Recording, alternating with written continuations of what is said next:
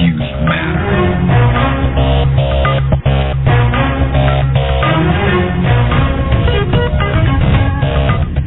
Radio जिंदगी 1170 AM पे welcome listeners, मैं हूं आपके साथ में Ira. Welcome to the show Sharpirali Law Show, where we are joined by attorney Sharpirali, who is the founder, president and managing attorney of the Sharpirali Law Group, which is right here in Newark. He is a member of the American Immigration Lawyers Association as well as the State Bar of California. He is a passionate advocate of human rights, civil rights, social action and social services, and he has a strong interest in and knowledge of the political legal system in the US. He formed his law group to work on the causes that he feels most ardently about. The law group focuses on the immigration laws with an emphasis on employment-based immigration, and he also helps his clients all over the US. Offices are in Newark, San Francisco, and Washington, D.C. Listeners, if you would like to get in touch with Attorney Sharpirali to ask a question or to discuss something with him, you can do so right now during the show. 510-657-1170. That's the studio number. Attorney Sharpirali हमारे साथ show में 11 बजे तक जुड़े हुए हैं, तो आप फोन करके अपना एक सवाल उनसे पूछ सकते हैं, खास करके अगर वो एम्प्लॉयमेंट बेस्ड इमिग्रेशन के बारे में है तो. और अगर आप उनसे प्राइवेटली बात करना चाहते हैं, कुछ डायरेक्टली उनसे डिस्कस करना है, तो आप उनसे बात कर सकते हैं उनके ऑफिस नंबर पर 510-742-5887. दैट्स 510-742-5887. इस नंबर पे फोन करके अपॉइंटमेंट फिक्स कर लीजिए बात करने के लिए. Even right now as we speak you can call on the office number to fix an appointment. Office in New York में 37600 central court suite 202, and all this information and more is available on the website peralilaw.com. That's PERALLYLAW.com. peralilaw.com. Attorney Shah, welcome to the show. How are you doing? I'm doing well, Ira. I'm doing well. Nail-biting situation. I'm asking because it's a nail-biting situation, and you, of all people, I know, is extremely vested into this election result. Yeah, definitely, Ira. This is a matter of life and death for many of us. Pretty much, yes. Yes, because we are minorities, and basically, I'm vocal. I'm not. We have been basically holding a lot in the past 4 years and absorbing a lot of abuses and all the stuff, and now there is a chance that we will change this, and it's looking good. It didn't look good yesterday, as we know, but it's looking good right now. But until, as they say, until the fat lady sings, we will not know. So we have to really kind of keep I don't like to be optimistic because I think that kind of doesn't help, but at the same time, it's looking good. And now the question is that what will happen next? And just before I start, of course, Ira, anything I'm going to tell you today is my opinion. You should not act or refrain to act solely on the information provided. You should contact an attorney if you have any questions. And of course, today our main topic will be immigration, but with a twist on the elections, because the elections are going to decide what is going to be the future. Ira, can you hear me properly? Yes, I can. I think there was some. I can hear you. I think. Do you have a phone with a cable on it? Yeah, wire? exactly. I think that's what's kind of. It's probably the wire, which is probably a little squeaky. So that's all. Otherwise, I can hear you completely fine. Okay, perfect. So I apologize for that. So today we're going to talk, of course, about issues related to immigration. For one, we are seeing a lot of people suffering with all the H-1B problems, and we are hoping if and when we pray to God, inshallah, like we say, if we are able to take down this clown, we will actually kind of get out of the circus, and that will be good for all of us. including people who are in immigration-wise. I know a lot of people will not agree with me, but not a lot, but a few will not agree with me, but just too bad because that's the truth. At this point right now, we are going to see few things happening. For one, we had this new rule that it came back, and then there's this 944 rule where you have to disclose all your assets and all those nonsense to be able to get a green card. Well, it was blocked by a judge, and then it came back. Now another judge blocked it. So already one good news there. So now the biggest news that is going to happen is let's kind of analyze what will happen if we have Biden winning the elections. Of course, it's not going to be perfect because we will have a lot of issues still coming. That does, even when Obama was here, we still had to fight with the USCIS because they have their own way of thinking. Some of them were almost legislating on their seat, basically making it hard for a lot of people, even if Obama was ordering, hey, don't do this, don't do that. But this time things are going to be different because people have seen the truth. Again, of course, if Biden wins, a lot of things have been revealed what we knew about but never been open. But with Trump, he actually made, as much as he hurt a lot of people, he actually made a service to basically unfold the truth behind what was happening. For example, the discrimination against South Asians, against Middle Eastern, things like that. And while many previous governments were kind of hiding it, under Obama we were able to know through the Freedom of Information Act that many times they will basically discriminate against people from Southeast Asia, including India, Pakistan, Nepal, where they will have those lengthy security checks. Right. But people will not believe us when we will tell them, although there was a report called COP which was published stating that it is important that you actually kind of make sure that that now we have this, we need to take advantage and ride this, and what we're hoping, I was hoping that we will actually also win the Senate, would have changed the whole thing. For one, we would have been able to expand the Supreme Court, because as you know, the Supreme Court now is going to be a big issue, because I don't think Trump will just, even if he loses, unless there's a huge margin, he's going to just go down like that. He will probably fight. He's already claiming that everything is rigged. Suddenly we're finding ballots, but like someone said, we're not finding any ballots. Those things were there. They just were not counted. Now it's being counted. Right. And he's just pretending that those come from nowhere. And these are the kind of lies that they are spitting on the people, and many people are believing them, and they are repeating the same. I have people telling me, he didn't bomb anybody, so he's a good president.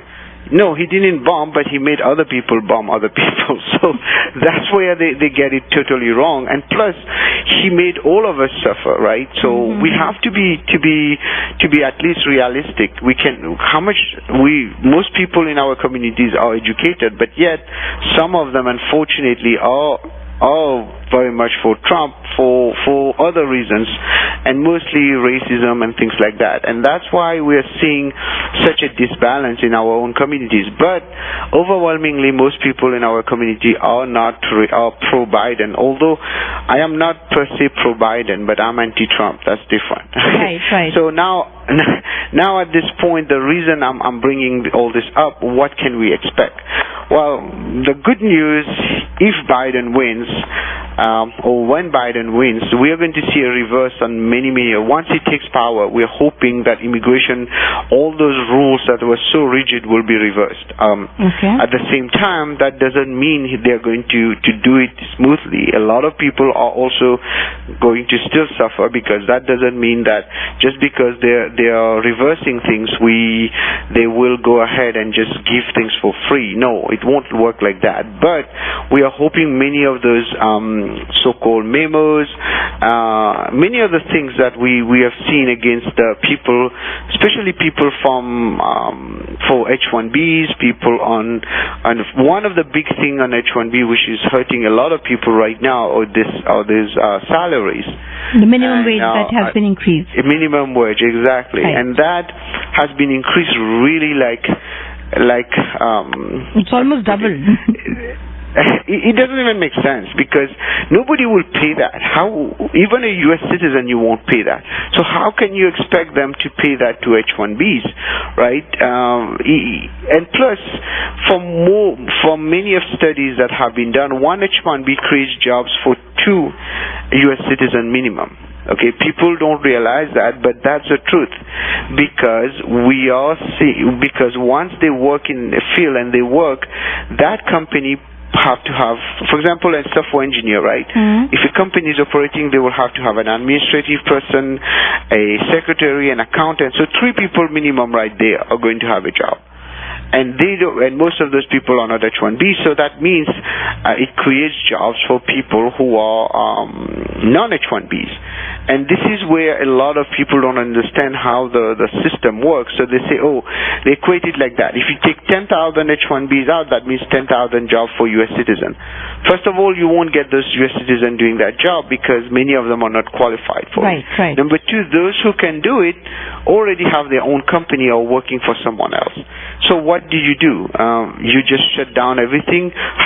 Look at big companies. I don't want to mention names, but most of them have H-1Bs working for them, especially in the Silicon Valley. We know that, and trying to really kill that kills a lot of those big businesses. And I was listening to someone saying, now the big companies are going to be shutting down because Trump is going to win, because yesterday everybody thought Trump was going to win. Yes. So that's going to be good for them. But the truth is that as much as I'm not in favor of big companies, they generate most of the jobs, for example, in the Bay Area. And most of the income of California comes from them or Hollywood. And right now, Hollywood is dead. Right now, we are in a pandemic time. First of all, we have not really dealt with the pandemic. Now, the pandemic itself has created a situation of unemployment, or have created employment in some areas. Mm-hmm. But at the end of the day, we have to deal with all of them together. And unless we get someone fresh who at least can think, which I don't think the present person is doing, can think, and we get rid of all those nepotism like you have, like having their daughter, their son-in-law, all bunch of crooks in the White House, can do anything for us, and getting rid of all the scientists. As you know, people don't know that many of the scientists were kicked out, and there was a group that was formed by Obama to actually deal with situations like COVID. And first thing he did, he fired all of them. He fired everybody else. Yeah, he fired all of them. And no matter how much people will tell me Trump is doing a good job, I'm so sorry, I can't buy that. I have to be really, really stupid to believe that. I'm trying, honestly, sometimes when they say, I say, maybe he's doing a good job. Mm-hmm. Let me find something, but he's not, no matter what. And most of the people who will be arguing with you, you will see they have a hidden agenda. Either they're some kind of racist, they have some prejudice against some group, or they're just not very, very smart. So, unfortunately, that's where we stand. We're dealing with a bunch of people who are either not very educated or racist or both, right? So, now we have a problem because that affects immigration, and immigration is directly related to all those issues.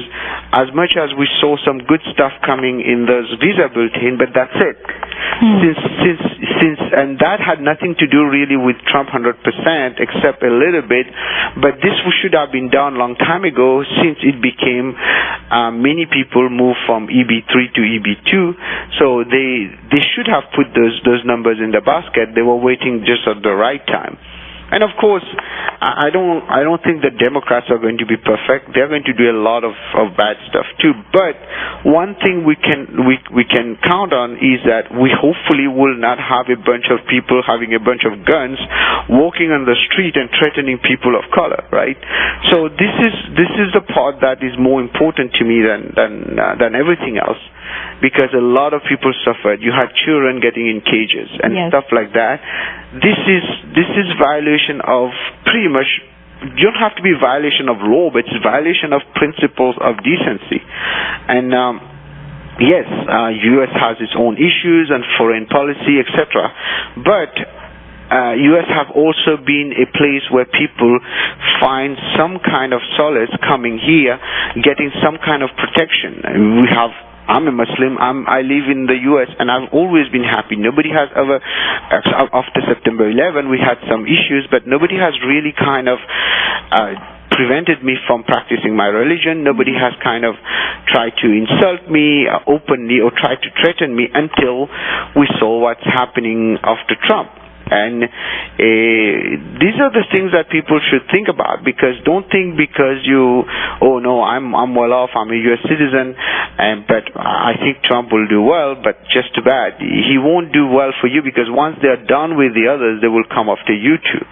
So people don't understand that concept, and that's what's happening. People think, since I'm not an H-1B, then I'm fine. So it is not the way it's going to work. Like, if it doesn't affect me, it doesn't matter at all. Yes. There was actually a famous quote from a reverend during the World War, and he said they came for the Jews, and I didn't stand up because I was not a Jew. Then they came for the Catholics. I was not a Catholic, so I didn't stand up. Right. And then they came for me. Nobody was left to stand for me. So this is exactly what so people don't understand. Yes. Yeah, exactly. So you got to really kind of think that all those things are related. You live in the Bay Area, you might be a U.S. citizen, you might be a green card holder, but the guy who's an H-1B, for example, let's say you own a shop, the guy who's an H-1B is coming to buy stuff from you, right? So it's not like if he doesn't buy from you, you don't make a sale, and if you don't make a sale, you don't have money. So it keeps going on and on like that. So people have to understand we are all interlinked, right? So and the same thing applies to race and religion, right? So just because you are a different religion, that person, if you own a shop, that person will buy from you. He doesn't check if you're this and this religion. So all those stuff are important. People need to understand that we are all related, and whatever is going to affect those immigrants, hurting people, making people scared, is not going to make you happier. I can tell you right now, because most of those people who are racist, they are not happier. They just have a lot of anger. They just think they're superior. They don't even know if they're superior, because they're not. They just think this way. And what happens next, they go after innocent people, and it always backfires, because if they start a war, then nobody's going to stop that. And this is another fear that a lot of people are worried about, because many of the Trump supporters are ready to go and threaten, and they already did that, threatening people. So what happens if Trump loses?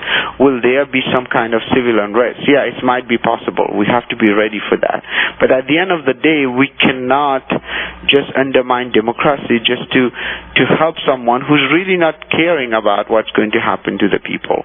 And the people are going to be suffering, bottom line. And once, like I said, we are all related. If one person suffers, it's just like a part of the body. The rest will all suffer with them. So it is important now to realize that we are going to see, hopefully, a change, and a change for the better. It might be tough. A lot of people are just thinking, now we're not going to have the green card because Biden is there. No, this is not going to change. However, what you're going to see we're going to see hopefully reversal of all those oppressive laws under immigration that was issued.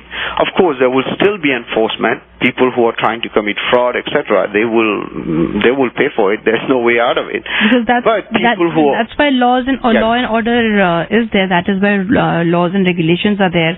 That it doesn't matter that if you have a more empathetic president, it does not mean that there will be no implications or there will be no enforcement.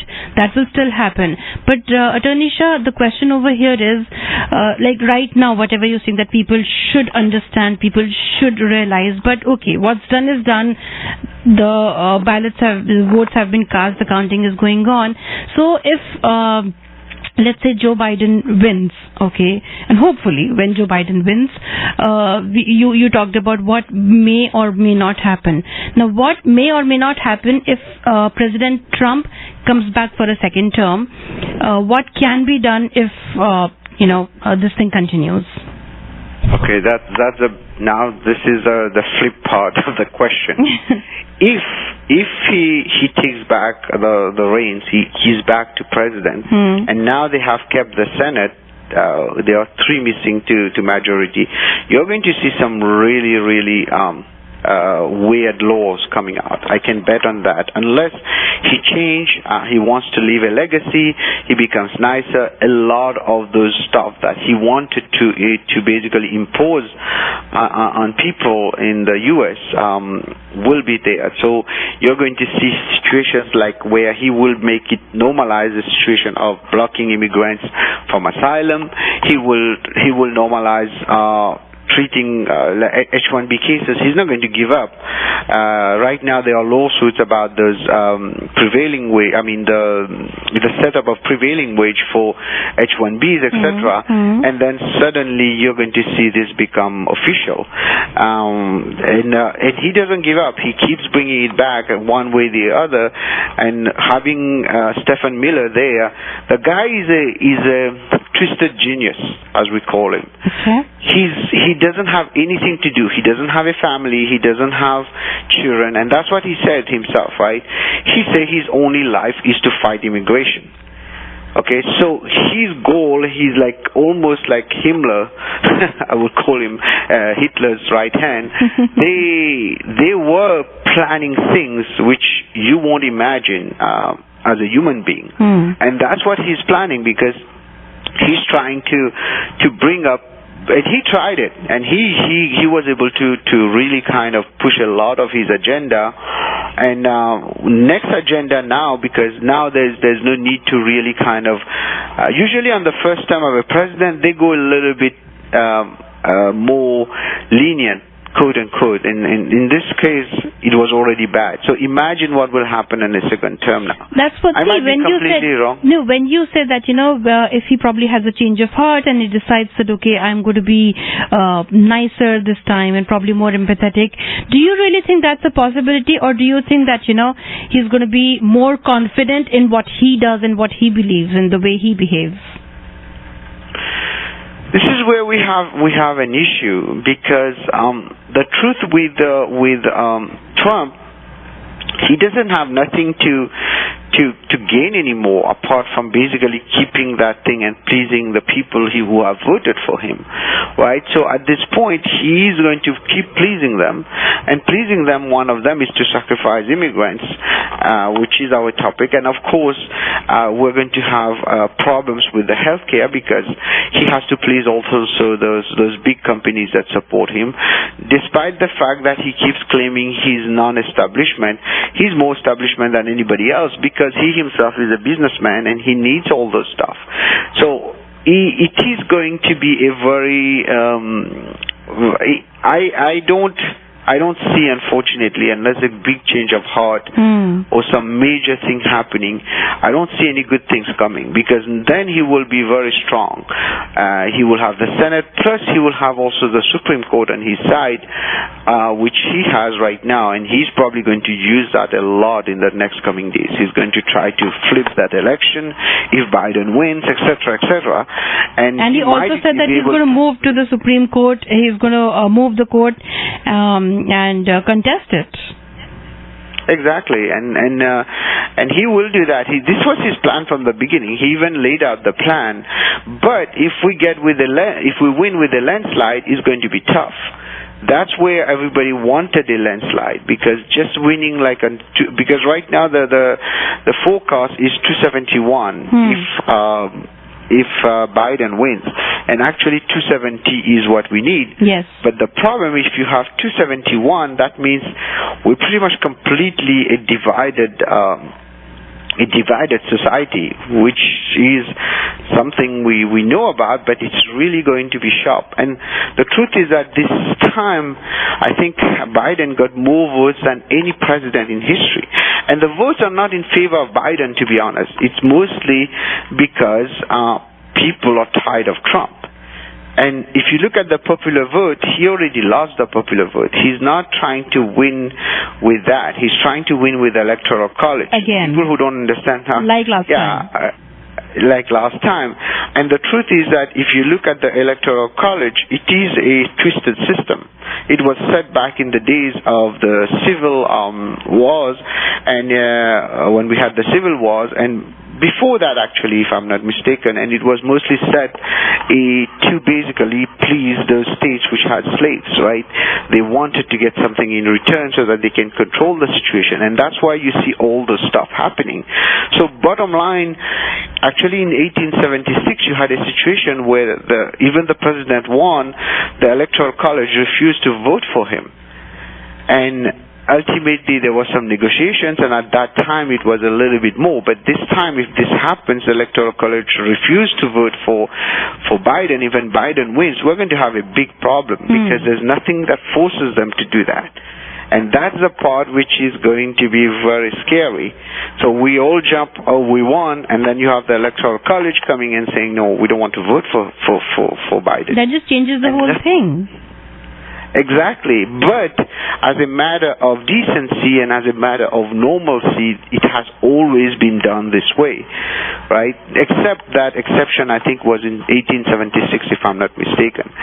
And that's going to affect a lot what we're expecting. And with Trump, anything is possible. You know that, right? Even the worst. And what happens, the biggest problem I see with him is that because he acts this way, you see all those people around the world doing the same. It used to be America was not perfect. A lot of people hated it because of its foreign policy, and I understand that. But at the end of the day, America was the voice of reason. People will listen if they stand up and say, okay, you got to stop doing this, okay? You got to stop doing that, right? Of course, people who are at war with us is different. But with Trump, he doesn't want to get involved, which is sometimes good, but at the same time, he's basically encouraging people from killing their own in their countries because he supports these presidents or these prime ministers. One good example of them is in Egypt, Sisi. He's a good friend of Trump. The guy did some stuff for his country, but the guy is also a criminal, right? So. And that's what we are seeing, and we're going to see more and more of that. Well, we saw a lot of that. So what we want to see is in America, which stand up and say, okay, hold on a second, you got to stop that, okay? We gave you some kind of free hand, but now you got to stop. Or we will come and bomb you, right? And this is exactly what America needs. We need to police the world, because the world is like a baby, unfortunately. And now you see people like Macron in France who can say things about other people's religion and feel free about it. And you have the terrorists using that as a tool to hurt other people. So guess what? They have started some kind of system that doesn't stop. Yes, it was there before also, but the difference is now they have gotten a free hand. And I'm not blaming 100% Trump for that. I also blame the people, because Trump would not have been there and reflecting this position if it was not for the people, right? People voted for him, right? And that's why we're seeing all those problems. Now the question is that those who are not going to vote for him, how did they suffer? And half of the Americans didn't vote for him. I didn't vote for him. Most people I know didn't vote for him. And what happens next to those people is going to be what happens has already happened. I mean, now the question is, if we change, we have good people basically taking over. Yeah. When I say good people, it's not 100% good, but at least it's better. We will see a reverse of many of those decisions that we saw in immigration, and that's my take on it. I might be wrong. You might see also harsher lines on certain positions, especially employment-based. A lot of people believe Democrats are not very much in favor of employment-based, but at the same time, while not being against employment base, Trump has also blocked a lot of people, like students have been blocked, yes, like H-1B, one big ones, L-1 visas, you name it. We have seen a lot of things changing in the past few years, and it has not really been for the better, except the good news we had with the dates. And by the way, just to mention, the visa bulletin actually has stayed the same, so no change. So people can still go ahead and file for their adjustment of status, downgrade their status from EB2 to EB3, etc. And if you need help, you can call us 510-742-5887. Now, going back to the situation now. Before that, Attorney Shah, that you mentioned the phone number. Let me also give out your details once again. You also take a breather. Listeners, if you have any questions that you'd like to ask Attorney Shah Pirali, you can call us right now on the studio number 510-657-1170. That's 510-657-1170. इस number पे phone करके आप Attorney Shah Pirali से बात कर सकते हैं right away during the show. We have him till 11 a.m. और अगर आप चाहते हैं कि आप उनसे शो के बाद में बात करें डायरेक्टली, अगर आपको कुछ डिस्कस करना है, तो उनके ऑफिस का नंबर है 510-742-5887, 510-742-5887. The website is piralilaw.com. That's PEERALLY, piralilaw.com. And office यही न्यूयॉर्क में है. अपॉइंटमेंट लेके आप उनसे मिल सकते हैं. Yes, Attorney Shah, let's continue. Yes, and I think hopefully we might have Sharif for a few minutes with us, so we will try to call him in 2 minutes, Ira. So I think you have his number. So go ahead and give him a call, and we'll have him join us in the discussion and talk a little bit about the EB2, because a lot of people, after we did the show last time, they got very interested in the EB2 because it becomes a way out of the system, especially if you're downgrading. And then you're worried what will happen next. You're downgrading, and then to go back to EB2, it might be difficult because upgrading is always more difficult than downgrading, and the national interest waiver becomes a savior. Plus, the national interest waiver, once you have it, you take it with you anywhere, and plus, you don't need an employer to be your petitioner. And that's very, very interesting because it's a straight green card. I just spoke to a client, actually I was talking about Egypt, client from Egypt, where we did that. She never had a chance to even jump on H-1B. She didn't have to. Straight from student visa, they got a green card. So people don't know that, but it is possible to do that, in fact. And we do that for a lot of people. Unfortunately, India has that backlog. But countries, if your spouse is born in another country, or you are born in another country, you might be lucky enough to get a straight green card without going through the H-1B. But that doesn't mean if you're from India, you don't file the national interest waiver, because at the end of the day, we can use the previous priority date and go ahead in that. I don't know, were you able to get hold of Sharif? No? No, not yet. Okay. So we hopefully I'll have him join us and talk a little bit about these issues, but I'm not so sure today. He might be busy too, like everybody else. We didn't sleep too much. We were just watching the elections and getting all nervous. And still I'm nervous because things are not done. But bottom line, what we were talking about here is a national trust waiver, because a lot of things can happen to you when you're downgrading to EB3. So you might want to keep that EB2 handy, because that EB2 will probably move forward soon. And even it's moving slowly, it will surely move, while the EB3 we might see suddenly a downfall, because so many applications are coming under EB3. Now, a lot of the things I was mentioning with the USCIS, one of the things that we have seen under the Trump administration, USCIS went broke, right?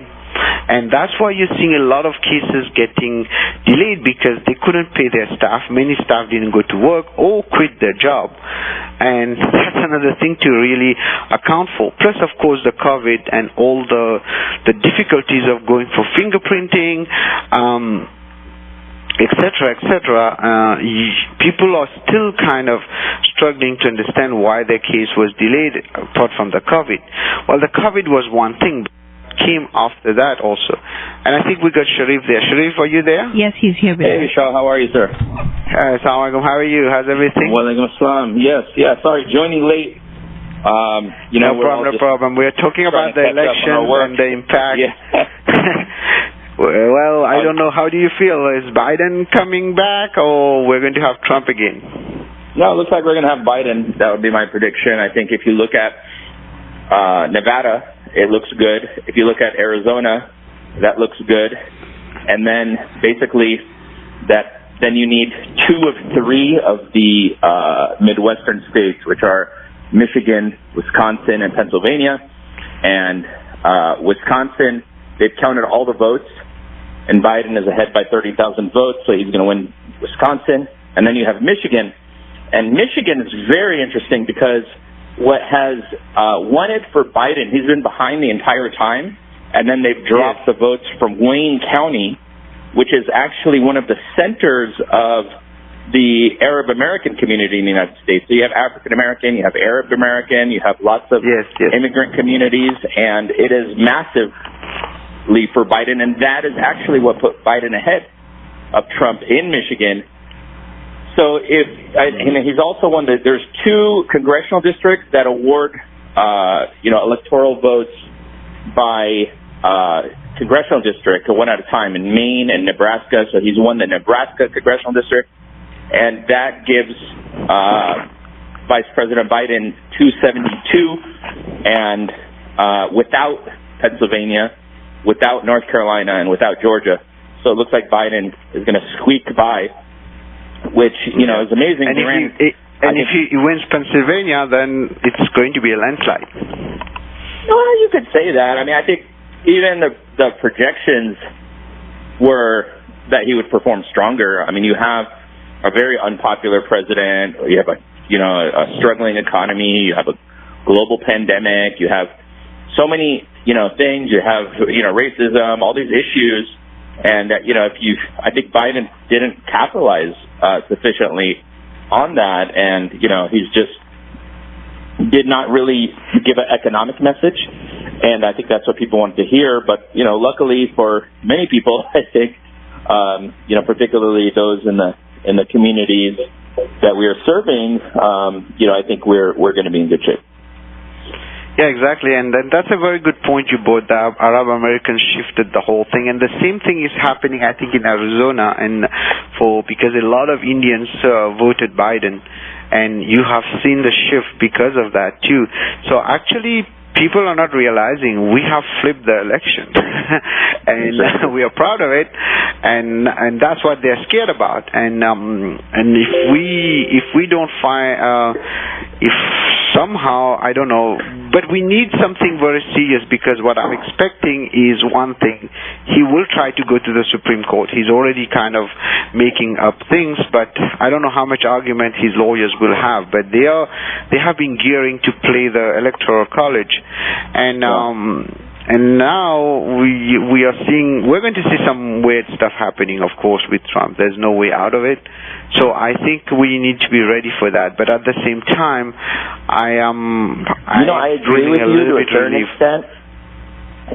If the election came down to Pennsylvania, I think that I was not even willing to put Pennsylvania under Biden's column under any circumstances because of that reason. That Pennsylvania is where you will see massive legal challenges. They've extended voting deadlines. You have Philadelphia. You have just a lot of issues that the Republicans and Trump's lawyers can go after. But I think when we look at the situation in Michigan, it is airtight. Wisconsin is airtight. Arizona is airtight. Nevada has some controversy, but ultimately I think even without the incoming absentee ballots, he's already ahead in Nevada, only by 8,000 votes, but he's ahead. So, it's going to be really, really tough for this to be overturned. And I think Biden is going to squeak by and be very, very lucky. And, a big part of this, I think, is that Bernie Sanders, senator from Vermont, who ran against Biden in the primaries, did a lot of grassroots door knocking and voter registration in Michigan, and that really I think made a difference for them. Yeah. Yeah, the Michigan. Because if you look at Biden, I was surprised when I saw Michigan was going towards Trump. I was thinking that's not possible because I know we have a lot of clients from Michigan, especially in the Arab community, and they were all Biden, and they really kind of control that county. And then I didn't know they didn't count that part, so that's good to know because that flips. The same thing for Arizona, I think that flipped that. Ohio, I was a little bit surprised because I was expecting a Biden. I don't know yet what is happening in there, but I was expecting because. Yeah, it went to Trump, and that's kind of sad because a lot of people were hoping that we will take, and everybody got discouraged when he lost Ohio, right? So because Ohio usually decides who's going to win, but the fact that Arizona was taken by Biden changed the whole dynamic, and why? Absolutely. The truth is that now we are becoming political analysts. Immigrant community. I mean, you have Indian American, you have Mexican Americans, you have Central people who are from Central America. And what's interesting about the whole scenario is that Biden, his campaign was heavily focused on Florida, and he was destroyed in Florida. So really, I mean, that's Biden because of Cubans, right? Himself. What is it? Yeah, you have the Cubans. Because of the Cubans, right? They are anti-Castro, and they think that Biden will be pro-Castro. Yeah, exactly. And that's why we saw, and that was something to be expected. Florida is always like the wild child. Remember 2000 when Bush versus Gore, by 2,000 votes, the whole world changed. The entire world changed because of this. And that's the part that is kind of scary always, because one U.S. president can change the world, and we've seen wars in the Middle East since then. And a lot of people are very upset, and that's one of the reasons they make as a good argument that Trump has not gone to war. But the problem is that Trump does war by proxy. And now I don't think Biden will go to war at this point, but if he does, we have ways to stop him too, because he will be more receptive if we make some noise about it. But right now, at this point in time, we have to look for the interests of the U.S., and the interest of the U.S. is basically we have to have health care, we have to jump the economy, and Democrats are good at doing that, at bringing back the economy. Yeah, and you will probably have a Republican-controlled Senate still. Yes, definitely. So there's going to be a divided government. So what kind of large kind of economic stimulus recovery packages take place, we don't know. But I think what people out there, particularly our listeners, should. And look, the election has not been decided. Things can happen, but it is fairly certain at this point that it's favorable to Biden. And we may have just avoided a disaster because the past 4 years now, of the Trump administration's anti-immigrant policies, the most anti-immigrant president in modern American history, would have been on steroids with no constraints in a second term. And people, like his advisor, Stephen Miller, who's a white nationalist, racist, and other white nationalist racists in his administration, including, Wolf, the U.S. Department of Homeland Security director. And I don't choose these words, just, lightly. I mean, these are facts in terms of how statements and positions they've held, the way they've treated immigrants that have been held at the borders. So I think ultimately, whether you are in an employment-based situation, a family-based situation, if you, enter the United States as a refugee or seeking asylum, you literally, we may have just avoided enormous calamity. And to be honest with you, no thanks to Biden. He got lucky. I mean, I think if you look at the vote, he's not the perfect the vote's not. Yeah. He's actually, I didn't vote pro-Biden, to be honest. I voted against Trump. That's the big difference, because I don't think he was the best candidate. I would have preferred someone like Sanders, who would have really kind of fixed the whole system. But having said that, now it was not much of a choice. But bottom line now, what we are going to face is, let us talk a little bit about the national trust waiver we were talking about, because now, more than ever, people need that, because we had so many callers after that, and also the problem that is faced with the H-1B, that the salary that we are seeing that they put on the prevailing wage might be a good idea. If you are eligible, you get your EB-2 and you use a priority date. Yeah, and those are the kind of policies, I think, the administrative policies that you're going to see no longer, apply within a Biden administration in terms of, restricted H-1B salary positions and things of that nature. I think you're going to see more encouragement of promoting, individuals from outside the United States to enter and grow the economy, more like, what you've seen in Canada, where, they have increased the numbers of visa allotments in order to encourage, economic recovery in the technology sector. So, those are kind of more intelligent, philosophies or policies that these kinds of Democratic administrations will go for. Because ultimately, while he is a Democrat, he's a pro-business Democrat. I think it's safe to say, whether you like it or not. So you're going to see kind of favorable immigration, employment-based immigration. It's in their platform. So I think that we will benefit from in terms of our stakeholders. But I will tell you one thing interesting what happened in the afternoon yesterday when Trump was on his way to win.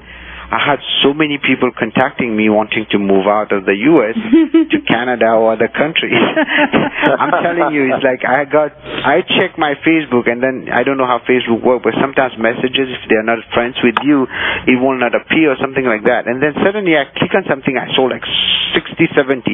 All of them want to go to Canada, help me to go to Canada, and please, because I can't stay here anymore. I feel unsafe. If President Trump does come back for a second term, I think Canada is going to make its immigration laws very strict. Because they will be expecting a lot of Americans wanting to move. Maybe only as it pertains to Americans. Exactly. They will probably, they will know that a lot of Americans would want to move over there. So they'll probably just make it very strict for American people to move to Canada. Yeah, maybe they will ban Americans. I know you're half joking, but on a serious note, I am joking. Trust me. No. I was only joking. Yes. Yeah, but what I'm about to say is, like, Canada is the biggest beneficiary of Trump because it is opening people's eyes to a completely, frankly, a better, living situation for a lot of people because of kind of the issues that have existed under the Trump era. So I think if we could move past that to a more normal and fair society, I think that, the U.S. will kind of get back its status as a really amazing, beautiful place that it should be. Because, you have this kind of white nationalist armed groups, that are kind of threatening people and making the way of life a little bit more difficult, so that maybe will, I think, result in people choosing Canada over the U.S. Exactly.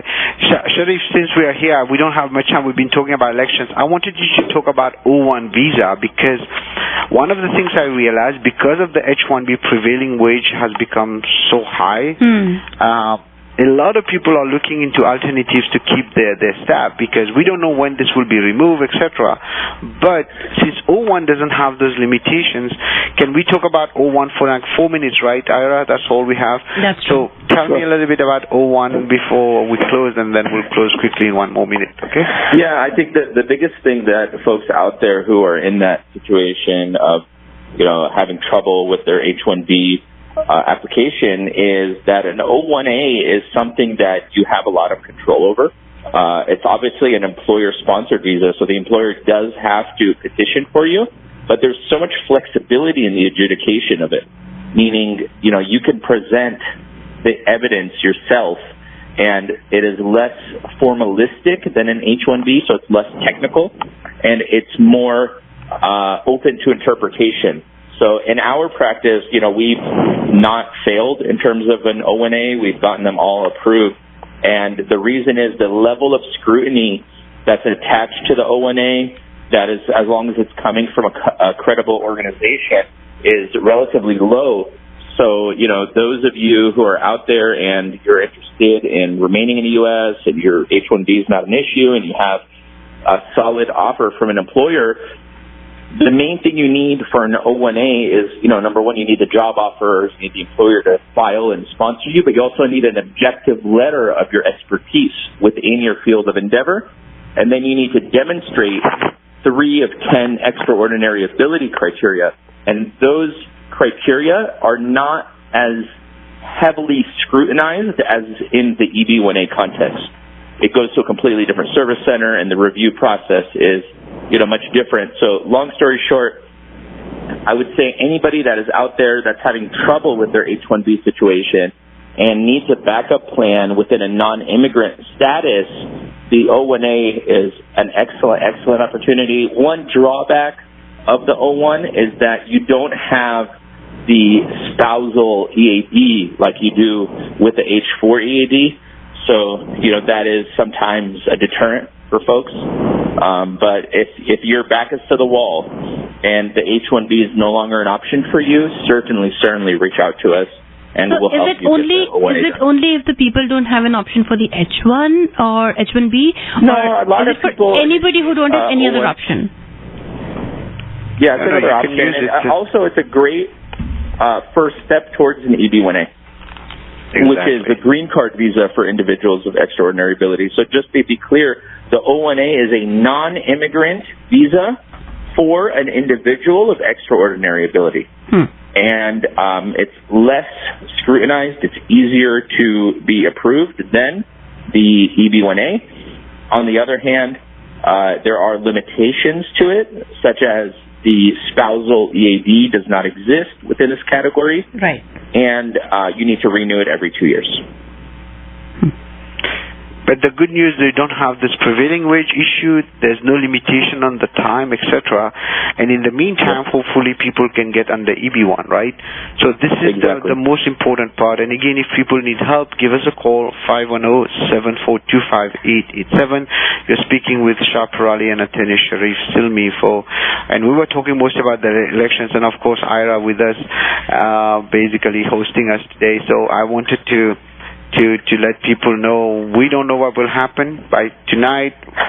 Do you even think by tonight we'll get some answers? I don't know. I mean, in terms of a certified, certain result, it's going to be tough unless we get surprises in Georgia, for example.